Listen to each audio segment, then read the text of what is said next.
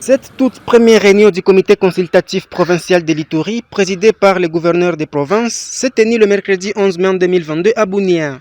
Il s'agit d'un cadre de concertation et de validation de tous les besoins que le comité présente au Fonds social pour un éventuel financement. Plusieurs projets de communautés de l'Ituri ont été soumis pour validation. Au total, 108 projets ont été validés pour l'ensemble de la province de l'Ituri. Par exemple, le territoire d'Aru aura 50 projets, Mahagi 39, ainsi de suite. Le vice-gouverneur policier, représentant son titulaire en mission, a rappelé les rôles du Fonds social et de ces cadres mis en place. Et ces projets sont jugés prioritaires car c'est pour assurer le développement sans lesquels la réalisation de ce projet ne serait guère possible. Pour ceux qui ne savent pas, le Fonds social de la République est un établissement de l'État congolais qui œuvre dans la mise en œuvre des projets de développement communautaire au niveau de la base.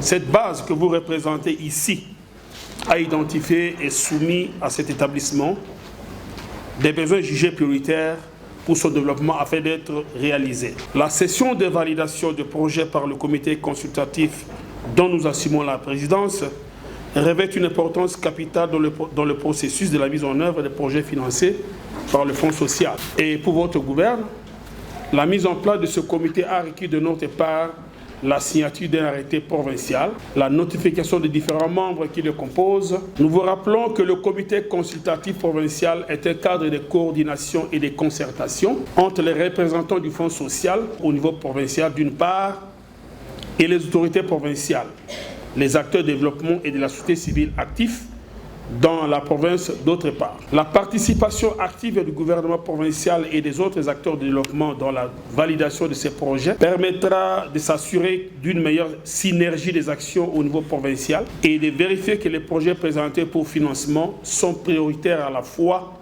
pour les communautés bénéficiaires et cohérents avec les politiques sectorielles et autres investissements planifiés dans la province. Pour les fonds sociaux, ce sont des projets qui touchent la communauté. Ici, découvrez l'essentiel des réalisations du Fonds social en Ituri. La province de l'Ituri bénéficie depuis l'année 2014 du financement STEP et compte parmi les provinces ayant reçu les paquets complets du projet, cela pour le bien-être de sa population et pour le développement communautaire au niveau de la base.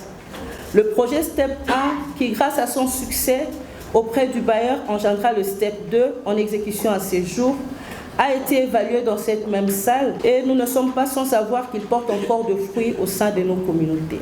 Pour un petit rappel, le Fonds social de la RDC, par son antenne de l'Ituri, avec le financement STEP 1, a exécuté et achevé à travers la province 22 centres de santé, 37 écoles publiques et conventionnées, 26 latrines dans les camps des Pygmées à Mambasa.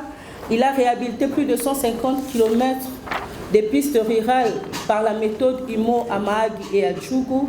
Plus de 3000 vulnérables ont bénéficié de l'emploi temporaire dans la ville de Bunia. Avec sa méthode participative, le Fonds social a impliqué les bénéficiaires dans la réalisation de leurs projets. Outre l'accompagnement des autorités, le Fonds social dit entendre aussi l'appropriation communautaire. Nous demandons aux communautés de nous aider à ce que ces projets puissent être achevés. Ceux qui sont en exécution, qui seront achevés, qui puissent bien entretenir cela, maintenir cela, parce que ce sont leurs projets. Ce n'est pas le projet du Fonds social, c'est le projet de la communauté. Retenez que certains de ces projets sont déjà en cours d'exécution et d'autres seront lancés dans les prochains jours. 40% d'exécution physique.